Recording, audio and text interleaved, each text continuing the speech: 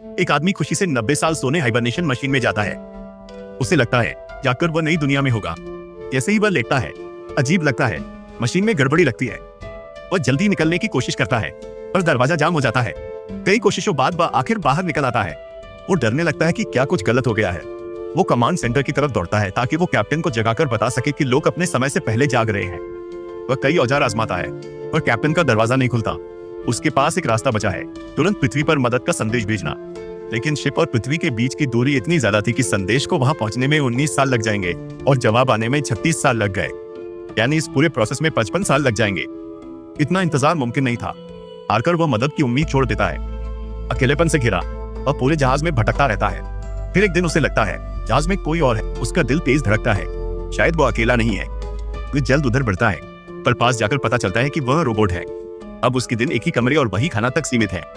यूं ही कई साल बीत जाते हैं। फिर एक दिन उसे हाइबरनेशन मशीन में गहरी नींद सोती बहुत खूबसूरत लड़की दिखती है। फिर भी वह एक गलत फैसला करता है, उसे उसके समय से पहले ही जगाने का। वह टूलकिट से मशीन बिगाड़कर ऑरोरा को जगा देता है। जहाज में अब सिर्फ वही दो हैं, इसलिए धीरे धीरे उनकी नजदीकियां बढ़ती हैं।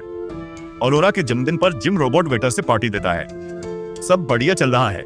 ऑरोरा कहती है अब हमारे बीच कोई राज न रहे। अभी रोबोट आर्थर को लगता है कि ऑरोरा को सच्चाई के बारे में कुछ नहीं पता है, और वो उसी वक्त सारी सच्चाई बता देता है कि जिम ने उसे अपने फायदे के लिए जगाया था। जिम उसे प्रपोज करने के लिए एक रिंग निकालता है, लेकिन ऑरोरा सच्चाई सुनकर हैरान रह जाती है। उसे लगता है कि जिम ने अपने अकेलेपन के लिए उसकी पूरी जिंदगी छीन ली।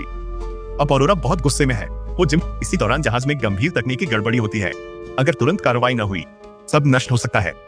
जिम को बाहर जाकर सिस्टम ठीक करना होगा। और प्रचंड गर्मी और खतरे झेलता ऑरोरा तुरंत हैंडल खींचती है, पर जिम अंतरिक्ष में गिरता है और सेफ्टी रस्सी टूटती है। वह रस्सी से उसे खींचने की कोशिश करती है, पर शरीर में कोई हलचल नहीं होती। वह फौरन कैप्टन की वॉच से सारे फर्स्ट एड सिस्टम ऑन कर देती है। आखिर जिम बच जाता है। अब जहाज में सिर्फ एक ही मशीन बची थी जिसमें कोई फिर 90 साल तक सो सकता था। जिम ऑरोरा से कहता है तुम सो जाओ, मैं जागूंगा।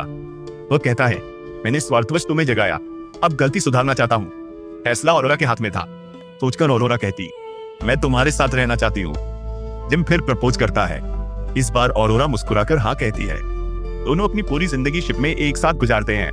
जब 88 साल बाद शिप अपनी मंजिल पर पहुंचता है तो बाकी सभी लोग नींद से जाग जाते हैं। सेंट्रल हॉल पहुंचते ही सामने का दृश्य वाकई चौंका देने वाला था। पूरा जहाज अब एक बेहद खूबसूरत हरा भरा बगीचा बन चुका था। जिम और ऑरोरा ने वही घर बनाया। वे हमेशा साथ रहे और बाद में आने वाले यात्रियों के लिए एक संदेश छोड़ गए।